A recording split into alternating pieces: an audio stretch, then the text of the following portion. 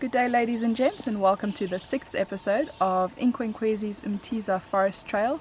Just a reminder, please ask questions, guys, and we will answer you in the comments below.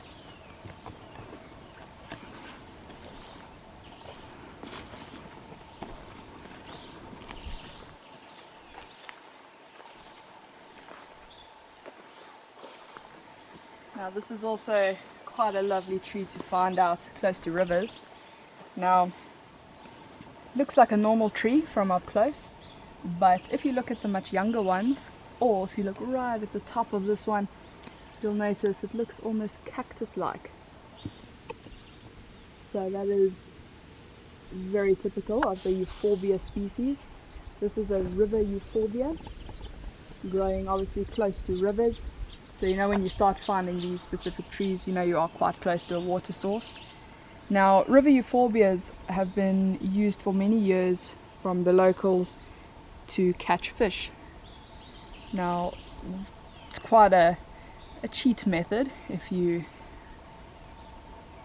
think about it, but you can also think about it as a very clever method, because you obviously don't want to expend too much energy trying to catch your food if you are lost in the wild. Now, to catch fish, what you're going to do is take a bundle of grass or reeds, anything close to the river. You're going to tie it up nice and tight together, and you're going to soak it in the latex from this tree. Now, let me show you guys. If you make a small incision, out comes a lovely white milk. Now, this milk does look quite nice. Please, I urge you not to drink it. It is highly toxic. Okay, so after you've soaked that bundle of grass in this milky latex, you will block off a section of the river, and you throw this bundle of grass into the river, and almost immediately all the fish will float to the top. Now, what happens is the latex actually poisons that area of the water. Doesn't last very long, just a couple of minutes. The poison actually passes through the gills of the fish and completely stuns them. It paralyzes their float bladder, and the float bladder is what a fish uses to control their buoyancy in the water. So you can literally grab the fish with your hand and take it out. It's just paralyzed. If you leave it too long, obviously the fish will start swimming around again, and you'll have to start over. Also, if you don't block off the section of the river well enough and the water's flowing, you're obviously diluting this poison, and it's not going to be effective at all. So when you're working with it, you want to make sure that you do not get this on your skin. After about half an hour, it's going to get quite inflamed and red, itchy. It's not going to be very pleasant. If you get it in your eyes, you can go blind if it is not treated. You must be very careful when you're working with it, and you obviously don't want to ingest it.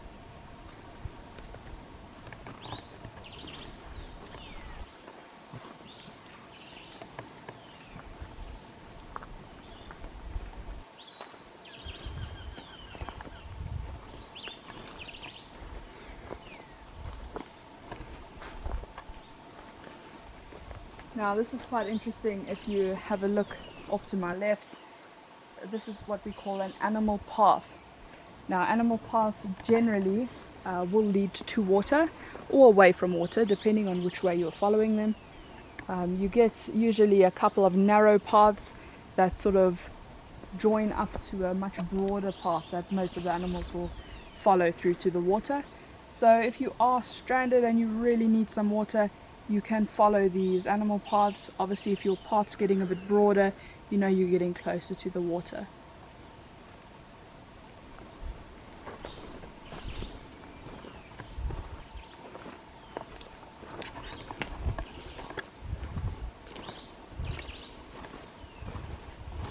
Yeah, those somber green bulls in the background again.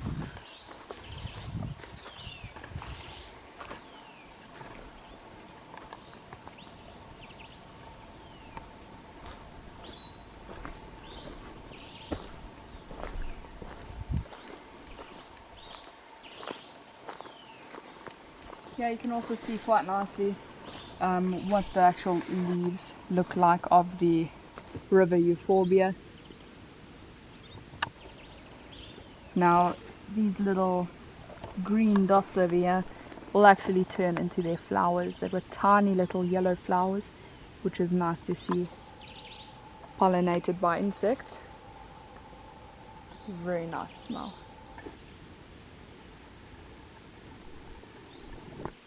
So this will conclude today's episode. I hope you guys enjoyed it. Please tune in again for the continuance of the walk tomorrow.